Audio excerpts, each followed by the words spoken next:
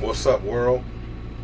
I'm at my job out here in the Papillion Facebook data center.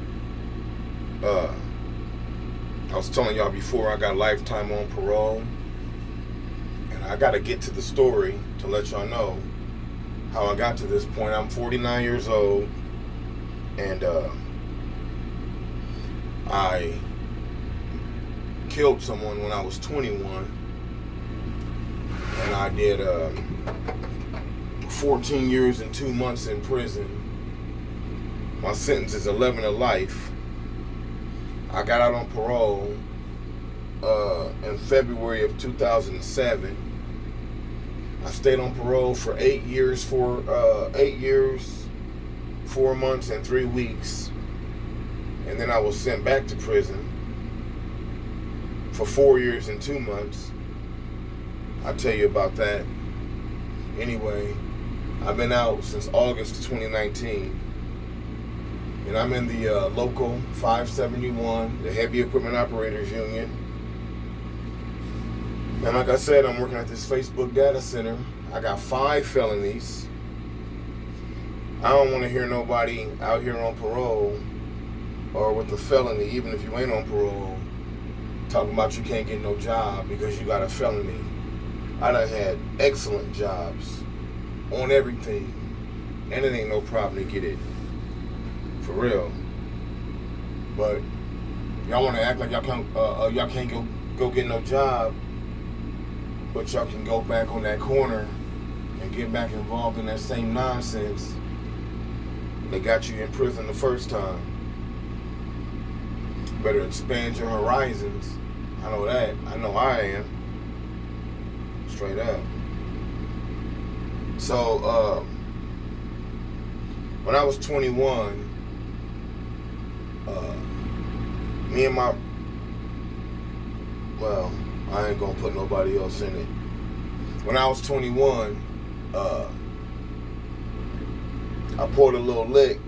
It wasn't nothing even worth talking about. But anyway, that lick turned into a situation where the dude who I did the lick on called my mama's house, my parents' house, and he spoke to my mom, and he told my mom he was going to kill me and my brother. He was going to have us killed that night. It was a Saturday. I didn't like that idea, so I looked at the caller ID and seen where the call came from, and it happened to come from the same house where we pulled the lick at. So I went down there, and the dude was at the trunk of his car. He was doing something in his trunk, and I had to go down the block and turn around, and I pulled up and parked behind him, and he had never seen me before. So when I was pulling up and parking, he stepped out, back up onto the curb, and was staring at me because he seen I was staring at him. And I got out. And I was like, man, you just called my mama's house talking about you gonna kill me and my brother. And he said a cuss word and took off running. And I shot him in his 6. Because the way I look at it is, you already done made a phone call talking about killing us. I done pulled up with this burner, and you gonna run off. So I'll let you just get away. What the hell? So, no. Anyway, 2 days later, I was in custody. And I went ahead and confessed because there was evidence against me. And, yeah, I did that 14 years and 2 months. And, while I was in prison, my parents ended up moving down to Arizona, down to Phoenix. So my family put up money to help me to transfer down to Phoenix, or down to Arizona's prisons. So I was out there for 7 years and 4 months. I was in 5 different prisons out there. or something. I was in about 5 different prisons out there. Anyway, and I came back. I went out there in August of 1994, and I came back in December of 2001. And I was back in Nebraska's prisons. And then they still kept me. Nebraska's parole board still kept me for another 6 years before they released me.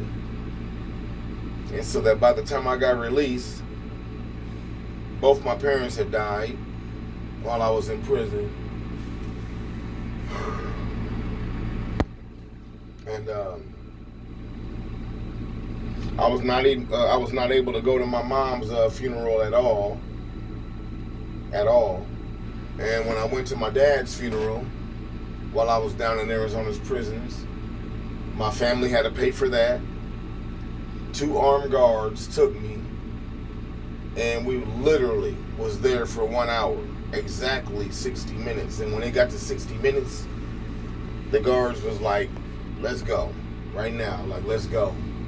And so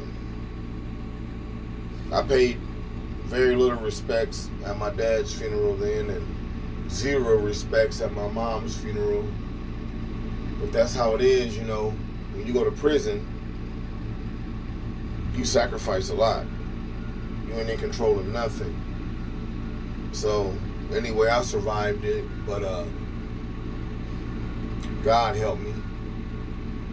But anyway, now I'm out here on lifetime parole, and I'm just trying to let y'all know it's not as hard as you make it out to be. Like, if you're tired of the system and you're tired of living that lifestyle and looking over your shoulder and doing all this and that, then just know that there's other options, and we got to just choose them. And I'm choosing mine on everything.